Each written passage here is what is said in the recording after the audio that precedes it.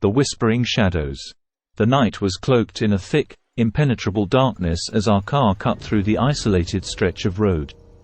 My family and I, exhausted from a long day of travel, embarked on a seemingly innocent journey to our remote countryside cabin. The wind whispered eerily through the gnarled branches that loomed overhead, casting sinister shadows on the desolate road.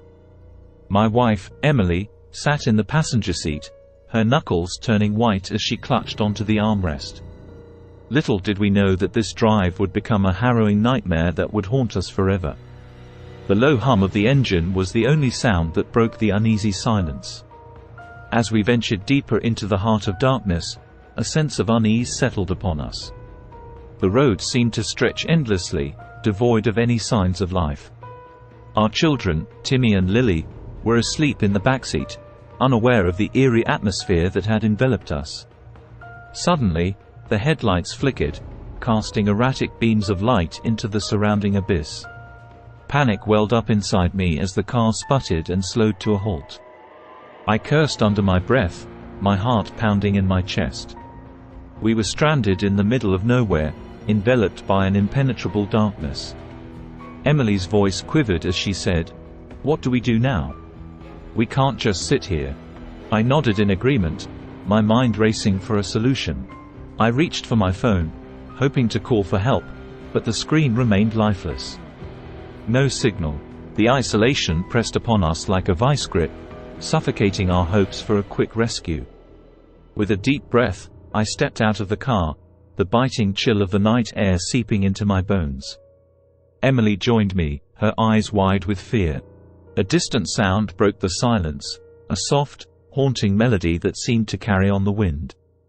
The hair on the back of my neck prickled as I strained to listen.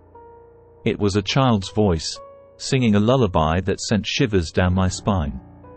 We scanned our surroundings, desperate for any sign of civilization.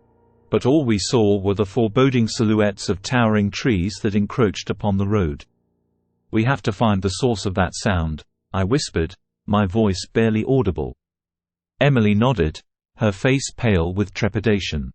We ventured into the darkness, hand in hand, following the ghostly melody. The road twisted and turned, leading us deeper into an unknown abyss. The haunting lullaby grew louder, echoing in our ears, luring us further into the heart of the night. As we walked, a profound sense of dread enveloped us. The shadows danced around us, whispering secrets that we couldn't decipher.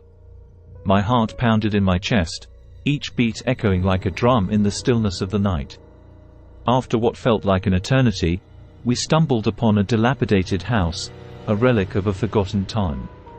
Its broken windows and sagging roof sent a chill down my spine. Yet, drawn by the haunting melody, we stepped inside, our footsteps muffled by the decaying floorboards. The interior was suffused with a sickly, greenish light that cast grotesque shadows on the peeling wallpaper. We followed the sound to a room at the end of a dark hallway. Pushing open the door, we were met with a sight that froze us in our tracks. A child, her face gaunt and eyes hollow, sat in the corner of the room. She sang the lullaby, her voice echoing through the empty space. It was a mournful tune that spoke of loss and despair. "Who are you?" Emily's voice trembled as she asked the question. The child turned towards us, her eyes vacant yet piercing. "We were taken. We were lost. Now we wander, trapped in the shadows." A profound sadness washed over us as we realized the truth. The child was one of the countless souls trapped in this cursed place.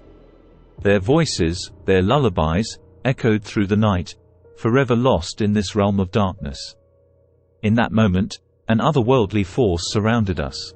The walls trembled, and the air turned frigid. We knew we had to escape, to free ourselves from this nightmarish prison. We ran, fueled by fear and desperation, back to the car. The engine roared to life as we raced away from the accursed house, leaving the ghosts of the past behind. As we sped down the road, the melody of the child's lullaby lingered in our ears, a haunting reminder of the horrors we had witnessed. We vowed never to speak of that night again, but the memory remained etched in our souls, a permanent scar from our encounter with the whispering shadows. To this day, whenever we embark on a night drive, we glance at each other, silently acknowledging the shared trauma that binds us. We know that the spirits of the lost are never far away, forever whispering in the darkness, their sorrowful lullabies serving as a chilling reminder of the unseen terrors that lurk just beyond our perception. Something we will never forget.